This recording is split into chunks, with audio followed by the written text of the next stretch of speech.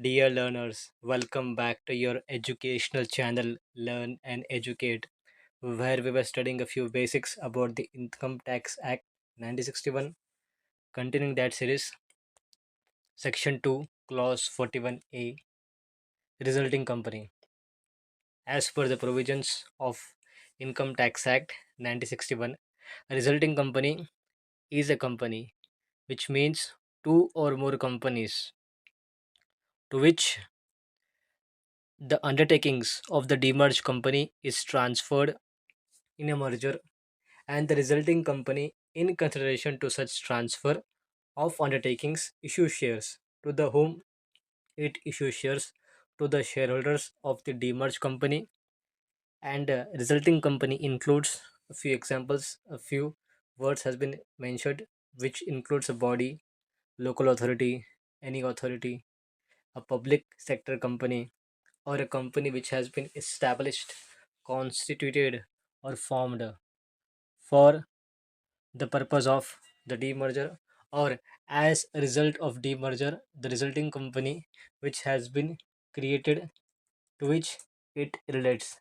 Therefore, resulting company means one or more company, and it includes a wholly owned subsidiary thereof, which means resulting company includes a wholly owned subsidiary of that resulting company also. Therefore, resulting company means two or more companies to which, in the process of demerger, in the process of demerger, the undertakings of the demerged company are transferred to the resulting company, and that resulting company issues shares to the the demerged company, to the shareholders of the demerged company. Why?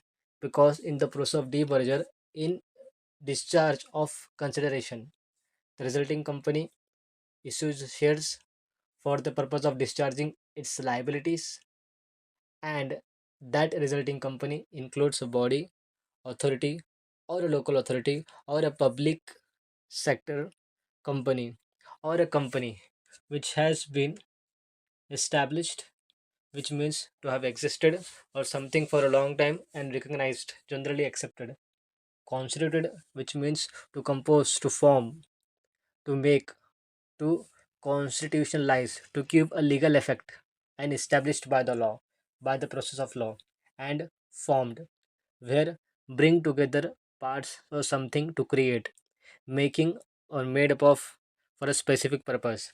Therefore, in this process, the demerger, the meaning of demerger is when a company divides itself, splits itself, it's one or more divisions, it's one or more functions to operate independently, or that some of its divisions are sold. Therefore, when these divisions are sold, it results into a resulting company. It takes place for reasons, for example, for the purpose of niche marketing, where the company wants to focus on the core operations on a specific activities. It spins off its units, business units, or to raise capital, to discharge, or it may also do to counter the hostile takeovers. A demerger is a process, is a situation in which a company is divided into two or more parts, or in which a company is separated from a larger company. For example, in the process of demerger, a specific operations, when a company deals in manufacturing activity, it divides its activity and creates two separate focused company, so that it can concentrate one on production activity and another can deal with its marketing, its sales, which means that the divisions of the branches are separated, which results in the formation of two or more companies. Therefore, the definition also includes the resulting company means two or more companies, which states that the branches of a demerged company are separated, which may be two or more in numbers, and it also includes the wholly owned subsidiaries of the resulting company. where the undertakings of the demerged company, which means that when a company which has been demerged, that company, a separation, a demerger is a separation of a company.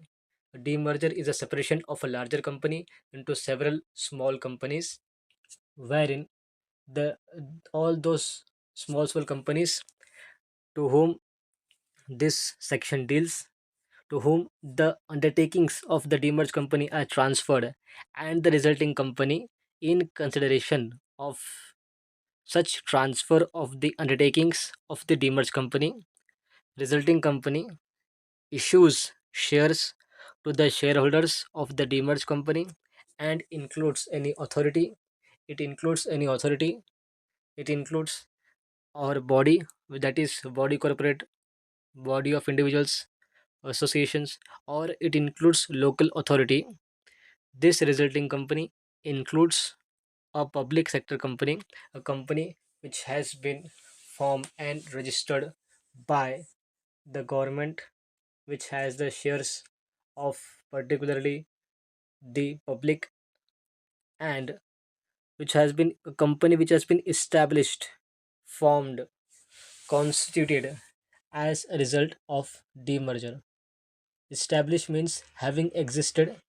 It is something has been done for the purpose of existence of a company for a long time, and which has been recognized and generally accepted, recognized by the law. Very establishment means permanently founded and firmly settled as a well settled, well established purpose, and a company which has been constituted. Constituted means which has been composed to make and separately established to create a strong aggregate complement. It is a complete compound effect where a company is developed, incorporated, or formed. When a company is formed, or where a company is formed as a result of demerger. After the process of demerger has been done, a company which has been specifically devised, established, or launched, a company has been launched for the purpose of model has been created so that it can create something or to make into a specific form. Being formed means when a company is being formed as a result of the demerger is to begin to exist. When a company begin to exist with a formation as a result of the demerger. Therefore, the resulting company includes any authority, public or local authority, or a public sector company, or a company which has been established, constituted, formed as a result of demerger. And demerger is a process. Demerger is specifically a process which has been carried out where a larger company decides to demerger its operation, to separate its apparel, to separate its business into different, when as a result the existing shareholders of the